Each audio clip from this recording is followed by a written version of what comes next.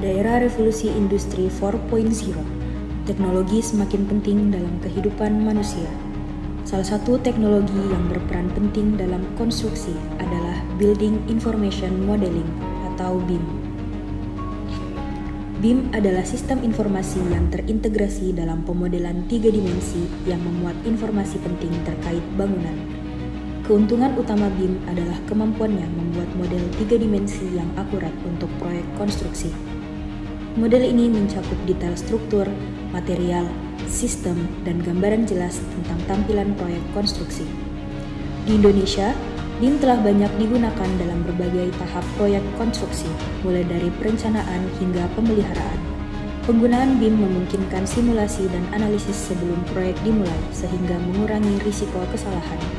BIM juga mendorong kolaborasi yang lebih baik antara berbagai pihak terlibat dalam proyek. Dengan BIM terintegrasi, mereka dapat bekerja bersama secara efisien, berbagi informasi, dan mengkoordinasikan tugas mereka. PP nomor 16 tahun 2021 mewajibkan penggunaan BIM minimal 5 dimensi untuk proyek padat teknologi dan minimal 8 dimensi untuk proyek padat modal.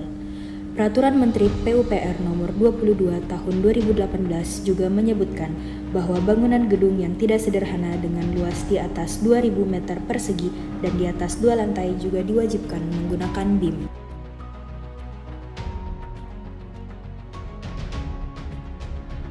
Pembuatan gedung ini diawali dengan melakukan analisis terhadap spesifikasi dan detail gedung berdasarkan soal yang diberikan oleh panitia. Gedung ini terletak di Fakultas Teknik Universitas Hasanuddin dan akan menjadi pusat kegiatan olahraga bagi mahasiswa. Etaps. Dalam tahap ini dilakukan identifikasi dan analisis bagaimana struktur bangunan ini akan bekerja dan bertahan terhadap beban-beban yang akan diterima, serta memastikan kekuatan dari gedung yang akan dibuat. Tekla. Pemodelan struktur ini dilakukan untuk menghasilkan model 3 dimensi yang akurat dari struktur bangunan. Model ini akan memberikan gambaran visual yang jelas tentang bagaimana struktur bangunan tersebut akan terlihat. Seiring dengan itu, kami juga akan melakukan pemodelan arsitektural menggunakan Revit. Ini memungkinkan kita untuk membuat representasi visual bangunan secara detail. Analisis clash detection menggunakan Navisworks dapat mengidentifikasi potensi benturan antara elemen struktural dan arsitektural. Proses material take-off pada Revit untuk berfungsi menentukan jumlah material yang diperlukan. Data yang dihasilkan dari proses ini kemudian diolah menggunakan perangkat lunak Excel untuk mendapatkan BOQ yang akurat. Proses rendering pada model ini menggunakan Enscape. Ini bertujuan untuk mendapatkan visualisasi yang lebih realistis dari bangunan.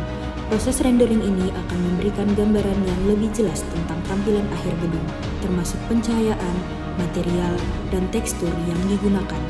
Dengan mengaplikasikan BIM pada proses konstruksi, kita dapat meningkatkan efisiensi dan akurasi dalam proses perancangan dan konstruksi gedung. Dengan adanya model 3 dimensi yang akurat, analisis konflik, visualisasi yang realistis, dan perkiraan biaya yang tepat, kita dapat menghasilkan gedung yang berkualitas dan sesuai dengan kebutuhan.